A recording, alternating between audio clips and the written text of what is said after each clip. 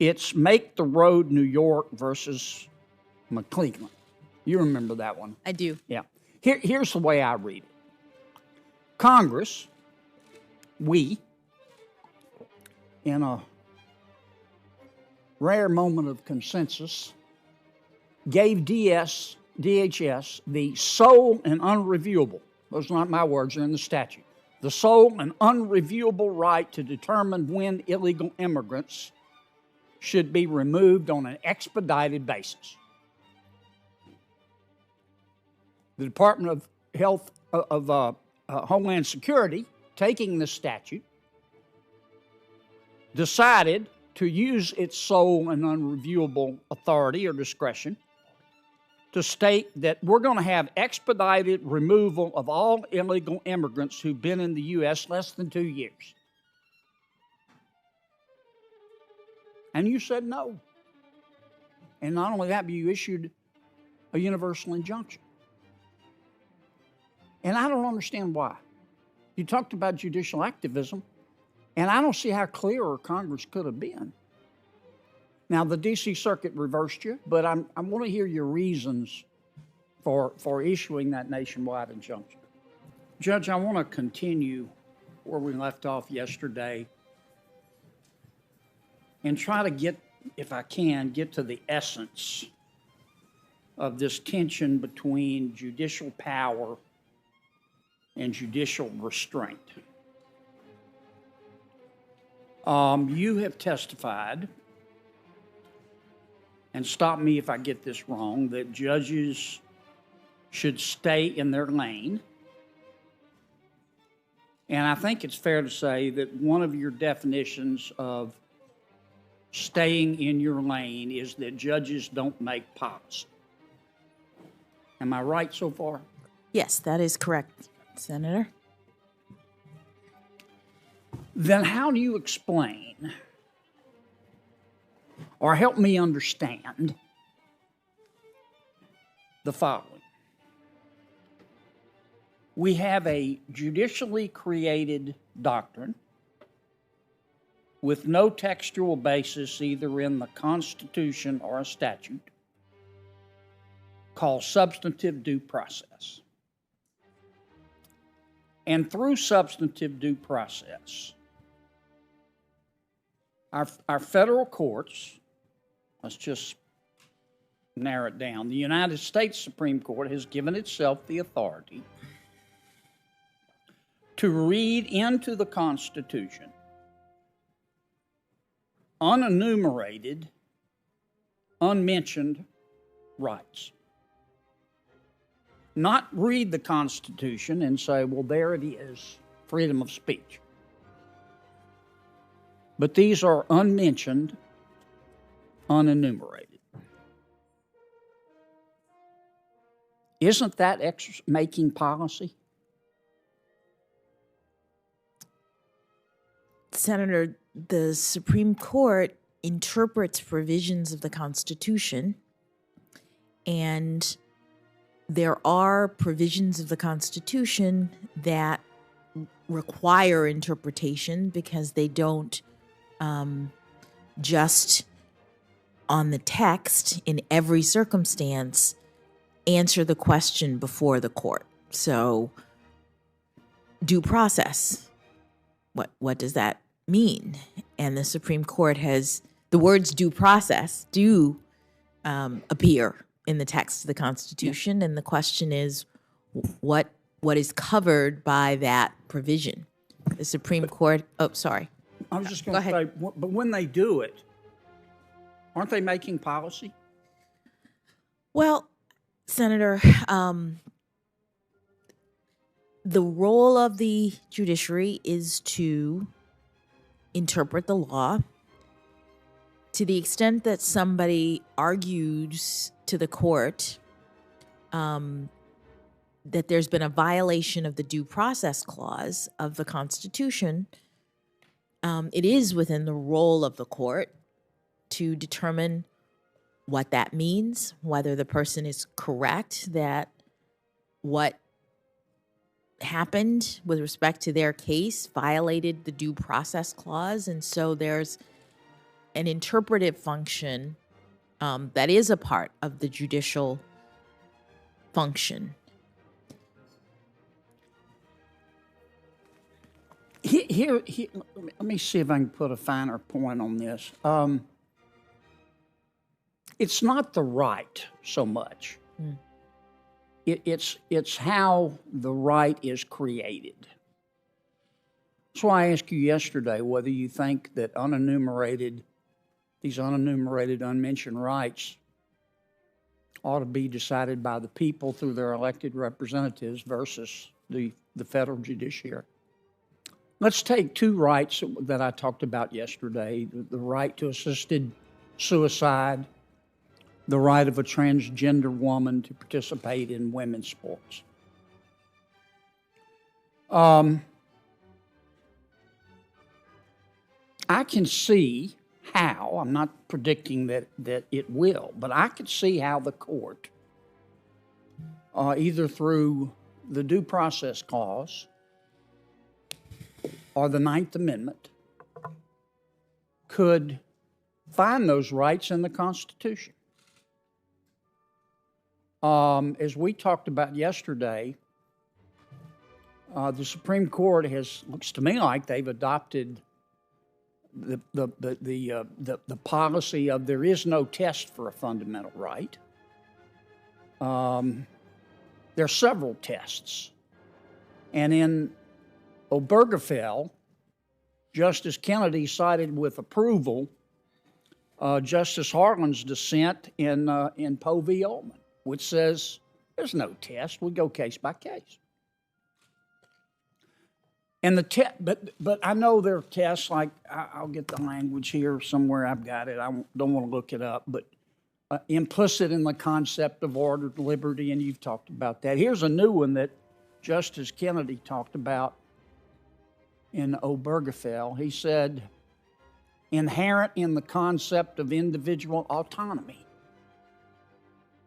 Well, I can see how if the court with 5 votes wanted to say, even though the right to assisted suicide or the right of a transgender woman to participate in women's sports, I can see how somebody, you're smart, you could write an opinion and say that's inherent in the concept of individual autonomy. And maybe, again, it's not the right, it's who's supposed to decide. And that's where the judicial restraint comes in. I mean, don't you think that the values of ordinary Americans and their ability to decide these issues are just as good as those of 5 members of the Supreme Court? Thank you, Senator. There are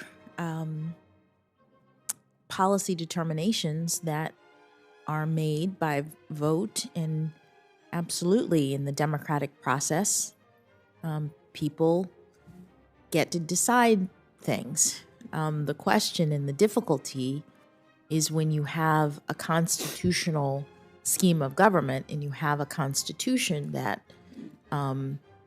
does protect certain rights, and it does so in a circumstance in which those rights, whatever they are, enumerated or not, are might be things that the people have disagreed with. That's the tension. That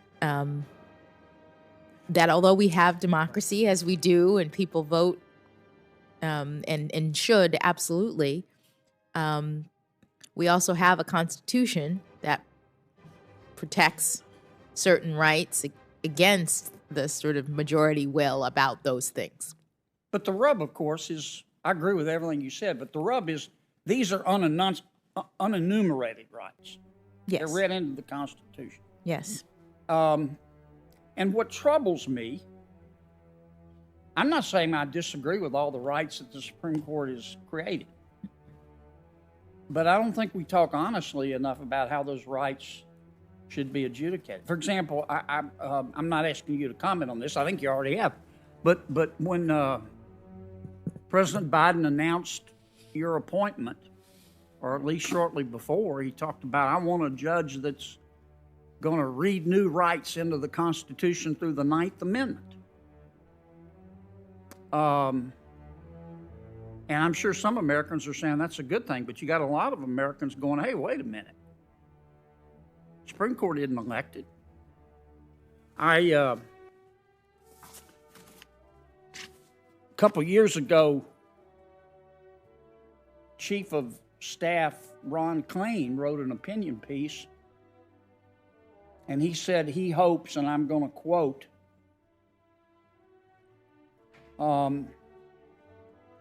that, quote, I hope the Supreme Court will intervene whenever the nation's conscience and laws need a jolt in a progressive direction. That's policy making. Do you agree with that statement? Do I agree with the statement that that's policy making, or No, did you I'm agree sorry, with what the chief said? Senator? That's a political statement made by someone in the executive branch. Okay. I'm not going to push it on that. I get it. It's not a good time to make the chief of staff mad, is it? Well, I hope you'll keep this in mind, Judge, if you're confirmed. I mean, this is what judicial restraint is all about, and I think part of the division in our country, America's a big, wide open, diverse, sometimes dysfunctional, but sometimes imperfect, but basically good country. But we have different values. That's part of our diversity. And I think our country works because of our system of federalism. The values in Louisiana may be different from the values in Maine. And if you don't like what's going on in Maine and you like what's going on in Louisiana, you can move. But as our federal government has gotten bigger and bigger and bigger and bigger, what is developed, at least here in Washington, is this managerial elite. And when I say the managerial elite, I mean the entrenched politicians. I guess I shouldn't say entrenched because that's pejorative, but we do have a lot of politicians that have been here a long time. They're members of the media that are part of the managerial elite. They're members of the administrative state. They're academics that are part of it. There are a lot of corporate phonies that are part of it. And many people in this cabal think they are smarter and more virtuous than the American people. And that they ought to set forth how people should live their lives. People should shut up and just do what they're told. And if they behave, maybe the managerial elite will let them eat meat occasionally. And I think that's part of the division in our country. And I think to some extent, the Supreme Court, I don't want to say contributes to it, but it needs to be mindful of this. I'll give you another example. And this case bothers me. I want you to explain it. I think Lindsay talked to you about it, but I don't know that. I want to hear you explain it. It's Make the Road New York versus McClellan. You remember that one? I do. Yeah. Here's the way I read it. Congress, we, in a rare moment of consensus, gave DHS the sole and unreviewable, those are not my words, they're in the statute, the sole and unreviewable right to determine when illegal immigrants should be removed on an expedited basis. The Department of Homeland Security, taking this statute, decided to use its sole and unreviewable authority or discretion to state that we're going to have expedited removal of all illegal immigrants who've been in the U.S. less than 2 years. And you said no. And not only that, but you issued a universal injunction. And I don't understand why. You talked about judicial activism, and I don't see how clearer Congress could have been. Now, the D.C. Circuit reversed you, but I want to hear your reasons for issuing that nationwide injunction. Thank you, Senator, for allowing me to address that decision in that case. The statute at issue gave discretion to DHS to determine the amount of time that a person needed to have been in the country between 0 and 24 months in order to be subject to expedited removal, as opposed to the normal removal process in the immigration system. The statute said that DHS had sole discretion, meaning no other agency was to have the authority to make that determination. And the statute said that DHS's determination in that regard was unreviewable, meaning it was final. Once, this is how I'm interpreting, meaning that once the decision was made, it was over. Nobody else gets to review. The court doesn't get to say, no, you're wrong if you pick 12 months, for example, or 16 months or 24 months, as they did in this case. The statute did not speak to whether Congress intended, with that grant of very broad discretion, to exclude another statute that Congress has passed that directs agencies, when Congress gives them discretion, the other statute, the APA, directs agencies as to how they go about making decisions that Congress has given them the authority to make. The APA is a procedural statute. It says to agencies, when Congress gives you discretion to make a determination, you have to do so in a way that's not arbitrary and capricious. You have to use your expertise. Right. In certain kinds of decisions, you have to use notice and comment in order to get information. It's procedural. The claim that was being made in this case, as I read it and understood it, was not that the agency couldn't pick 24 months.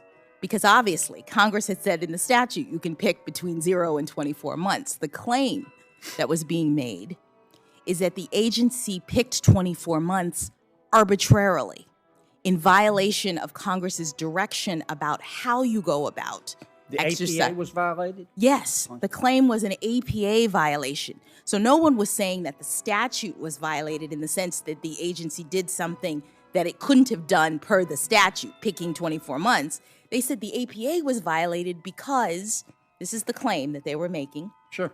because the agency did no analysis, the agency did no expertise, the agency did not evaluate, okay, if you've been here 6 months, these are the kinds of ties that you have. If you've been here 18 months, right? The agency didn't do anything. Essentially, according to the claimants, the agency heard the president say, we're going to now do 24 months when everybody else, all of the other administrations up to this point. Because I've only got 2. Yes, I'm sorry. All right.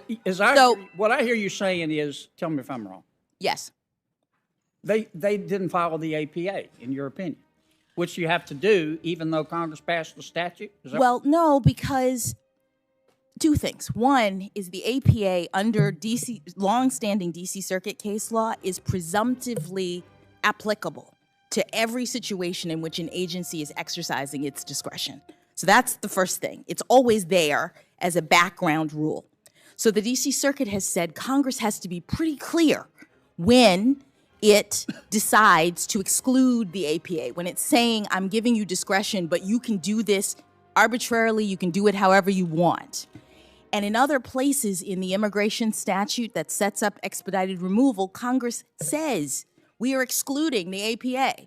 We're telling you that with respect to this kind of discretion, the APA doesn't apply. So here I had these two statutes, and there are canons of statutory interpretation that says that you should try to give effect to all of the will of Congress. You should try to read statutes so that they go together in a way if you have these two directives. And there's also DC Circuit case law. Judge, I got to stop you. All right. Because I got it. I think I got it. And let me just say, I agree that the DC Circuit reversed me. They disagreed with my interpretation, and that's the way that our system works. Let me ask this last question. This is a question about based on your experience. Can we agree that if, I want to emphasize if, cocaine is cocaine, that crack cocaine is equal in its danger to powdered cocaine? You with me?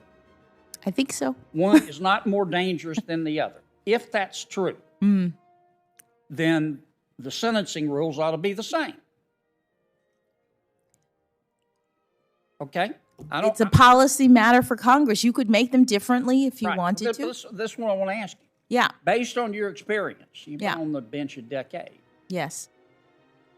Is crack cocaine more dangerous than powdered or less or the same?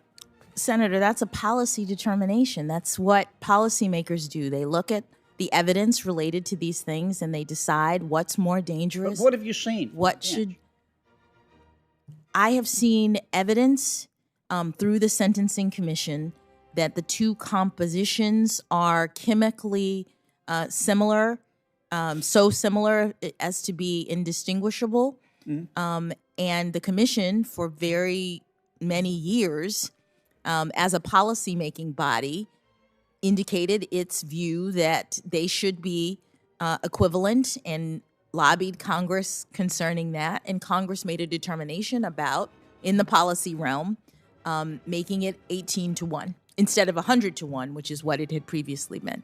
Okay. Thanks, Mr. Chairman. Thank you, Senator Kennedy. And now Senator Padilla.